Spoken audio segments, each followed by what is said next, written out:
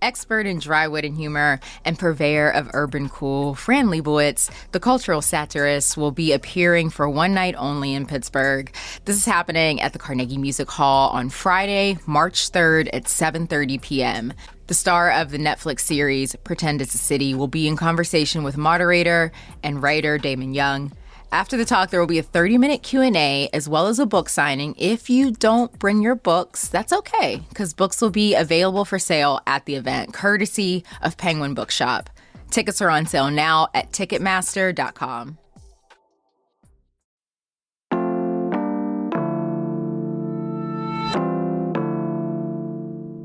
Here's what Pittsburgh is talking about. If you've watched the news, been on social media, existed in the world, you've seen these photos from East Palestine, Ohio. Huge black mushroom clouds over, an otherwise normal-looking town. This place is only 50 miles northeast of Pittsburgh, and I hate to say it, but for a lot of reasons, something like this could totally happen here. We're with Christina Marusic of Environmental Health News.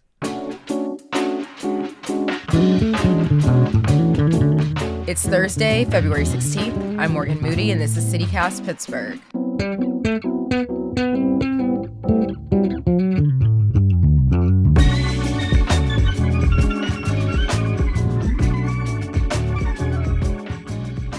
Earlier this month, a train carrying toxic chemicals derailed and caught fire in a town very close to the Pennsylvania border.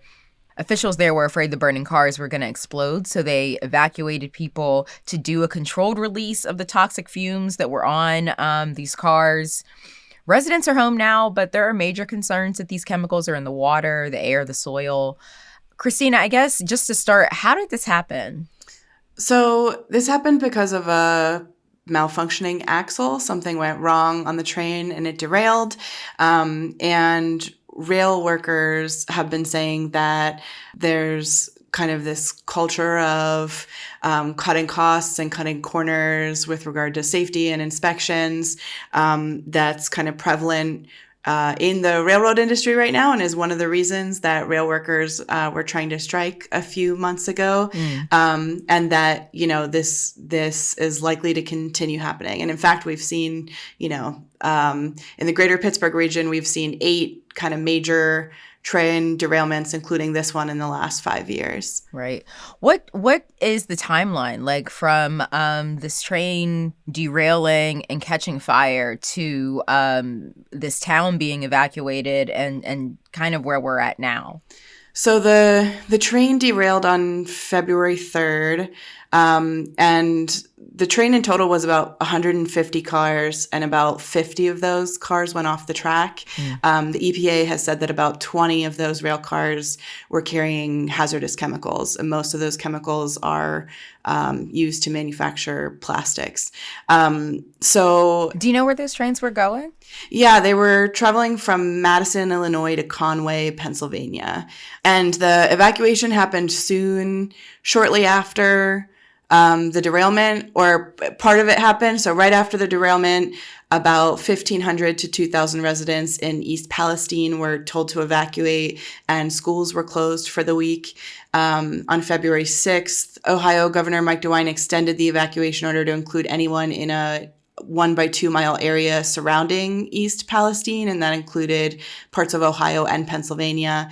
And then on February 8th, 2 days later, residents were told that they could return home. Have you found out what these chemicals are exactly, and what they're for, and why they were being moved through a residential neighborhood in the first place if they're this toxic and dangerous?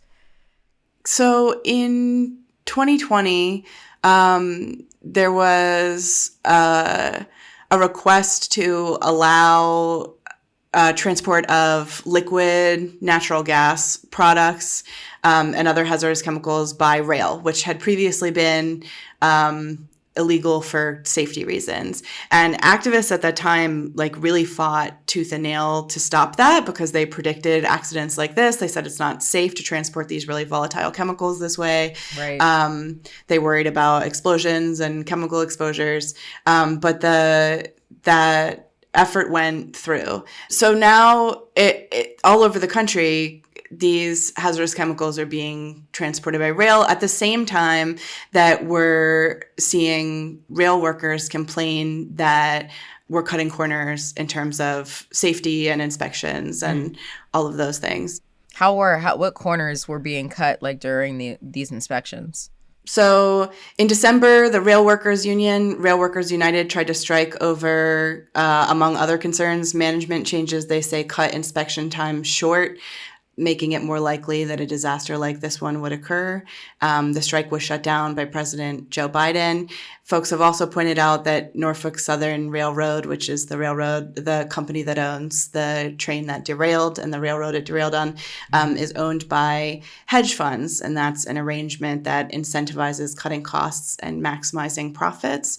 And there's a TikTok that sums this all up really well. I heard firsthand months ago about the corporate practice of precision scheduled railroading. Precision scheduled railroading is shorter staff, longer hours, longer trains, less safety, less maintenance. Do I have all that right? Oh, you got it all right. I Okay. mean, a lot of the derailments that you're seeing on national TV is one of a few things. It's lack of maintenance on the track, where they've cut the track gangs too short and they can't get out to fix it, or they've cut the carmen's, which is the union that works on the rail cars. So we have one derailment here in Northeast Ohio where a wheel flange was very thin. It picked a switch and derailed the entire train. Luckily, it was full of candle wax and not something highly volatile. These railroads are turning profits hand over fist. They've cut their workforce to bare bones, and now they're paying the price for it because the wheels are falling off the train, basically. Carmen were inspecting cars about 3 minutes per car. That's always been the industry standard. Now it's 90 seconds per car. Is that because of PSR? Yes, it's a rush job right now, and these guys are under pressure. I mean, they're working men and women, and, if they don't hurry up and get this car done, they're going to be fired. And this is the business model that they demand. Profit at any cost. And disaster like this is simply a cost of doing business. They cut everything, make all the money, and pay off disasters in tiny flyover towns from the profit. But instead of answering for any of that, they're betting that the corporate media, under the same pressure for extreme profit as railroads, will only ask questions about how much cancer people will get and not why this preventable disaster happened. That's TikToker Hey John Russell. But what's happening there right now? Residents are back home, but I'm seeing a lot about them, returning to their pets being dead, dead fish, dead aquatic life, in the water. Is that real? And is it even safe to be there right now? So officials are saying it's safe. The EPA has taken some air monitoring and done some water monitoring, and they're saying that levels of these harmful chemicals are low enough that it's safe for people to be there. But we are seeing reports, some residents have complained of headaches and feeling sick since they've been back. And you're right, there have been reports that people's chickens have died, that their pets have become sick or died, and people are seeing dead fish in nearby streams. Some residents have been warned that their drinking water might not be safe. So some drinking water authorities there, initially they were told it was. Now that authorities are learning more about how much of these chemicals got into local waterways. Some people have been told to hold off on drinking their water, and they're being provided with, a water buffalo or bottled water. And we kind of don't know if it's actually safe. There's some mistrust about what agency officials are saying. There's concerns about long-term health effects, even if there aren't like acute health effects happening for people. And there've been. Do you think they're lying? That's my conspiracy theory question, because I always think the government is lying. Like, do you think they're lying about the pollution? Like, is it really? In all of my reporting, I think it's like much more likely to be like incompetency than lying. I think it's much more likely that we just don't actually know everything yet. These regulatory agencies are doing their best and moving as quickly as they can, but there's just a lot of uncertainty, and they're erring on the side of reassuring people rather than causing alarm, which, might be good in the short term and might be less good in the long term.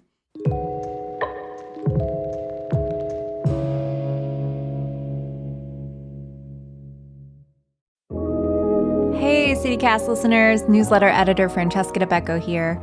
Do you want to get your message out in the Burgh? You should advertise with us. CityCast Pittsburgh reaches the locals who care most about what's going on around town. Our listeners and readers are the dedicated residents who live and breathe all things Steel City. They're looking for new restaurants, attending local events, and proud to be politically and socially engaged. Learn more at citycast.fm/advertise or email us at ads@citycast.fm. So that's Ohio. I do want to talk about Pittsburgh. The EPA says these chemicals are in the air, the water, the land. I keep seeing maps showing the Ohio River Basin that say, our water is effectively screwed. And, is that true? I mean, I know we already have, a problem with lead. I use my filter every day, but, that can only do but so much. Is this going to make our water quality worse? So the short answer is we don't know yet. The EPA is still collecting water samples, and a couple of I was reading a story in Newsweek specifically about concerns about water, and a handful of water authorities in other places that are downstream on the Ohio have started either testing for some of these chemicals or adding additional filtration to account for some of these chemicals. Not all of them. It's kind of voluntary at this point. They're not being told to do that by a regulatory agency at this point. Mm-hmm. So unfortunately, there's still a lot of uncertainty here. The Ohio River provides drinking water to more than 5 million people. And the EPA specifically noted in some of their documentation that these chemicals have made their way into waterways that connect to the Ohio. And I think, in the coming weeks, we'll just need to be asking our local regulators and our state regulators and also our water authorities to, really be on top of this and be keeping an eye out for these contaminants. We have trains constantly passing through Pittsburgh, and you never know what's on those cars. Just last year, there was a train derailment in Harmar Township. Those tanks carrying chemicals that are used in petroleum products. It spilled into the creek. And then there was another train derailment. No one was hurt, but a double-stack train fell off the track into Station Square. And it spilled diapers everywhere. So luckily no one was hurt. But this stuff happens. What would a train derailment like the one in East Palestine look like within the city of Pittsburgh? Yeah, so environmental advocates have been kind of raising the alarm about that possibility for quite a while now. In 2015, activists from across the country convened a rail safety convention in Pittsburgh, actually, to call for legislation that would prevent accidents like these, as they were seeing an increase in the transport of hazardous chemicals and chemicals associated with plastics manufacturing in the oil and gas industry by train. Those warnings have not been heeded. So I think I mentioned earlier, this is the 8th major train derailment in the greater Pittsburgh region in the last 5 years, including those that you mentioned. So now these same advocates who've been trying to call attention to this issue since 2015 are really raising the alarm that a similar accident like this could happen in a more densely populated urban neighborhood, like these same rail lines run through East Liberty in Pittsburgh and Oakland. Activists are saying the evacuation plans aren't adequate, they aren't up to date, that we'd have a very hard time moving. If we had to evacuate a Pittsburgh neighborhood like East Liberty or Oakland, we'd have a very hard time getting that number of people out in time, accounting for people who may have disabilities and need help getting out, finding a place for all those people to stay. It would really be potentially even more catastrophic than this accident was if this happened somewhere where a lot more people live. Christina, you're regularly covering the environment here in Pittsburgh. We already have bad air quality because of pollution. There's even an app, Smell Pittsburgh, dedicated to reporting bad chemical smells. And we have an episode on that you can listen to from November. If toxic chemicals like this get released into the air in Pittsburgh, what does that mean for air that's already polluted and for the people like us who have to breathe it? It's a good question, and I think it's one we're still waiting on answers for. So far, local officials have said that they didn't see any changes in our regional air monitors that seem to be related to the train derailment. So there wasn't like a big spike in pollution that appears to be directly tied to the derailment or the subsequent burning. I'm interested in talking to like an atmospheric chemist about this, like where are all those chemicals just gone? People have pointed out that we're kind of downwind of the site. Are there lingering concerns, or is this something that already would have passed? Those are all kind of unanswered questions right now. So I think we're unfortunately waiting for further studies to be done. But right now, we're not seeing on our local air monitors, we're not seeing a alarming change in the amount of air pollution that's in the air in Pittsburgh that seems to be tied to this.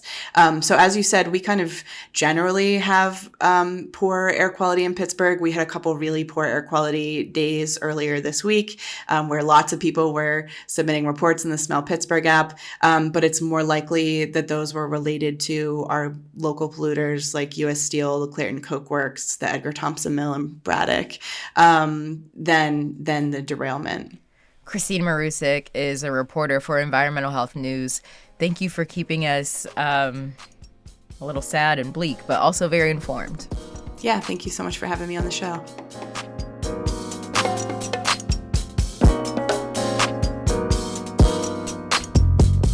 A little more news before you go.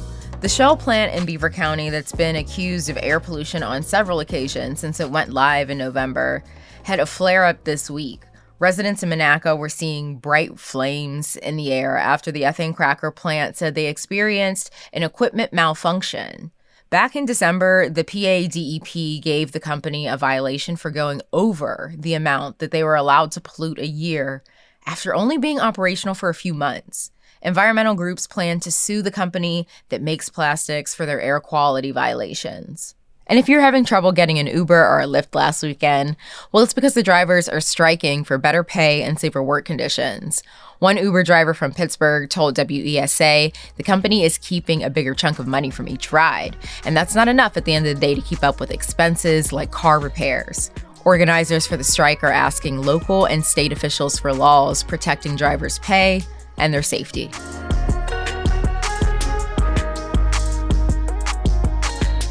That's all for today here on CityCast Pittsburgh. If you enjoyed the show, tell your friends, rate the show, leave us some love, and subscribe to our Hey Pittsburgh newsletter.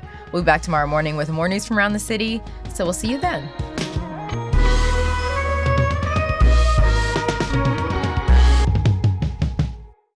I was like, what is the date?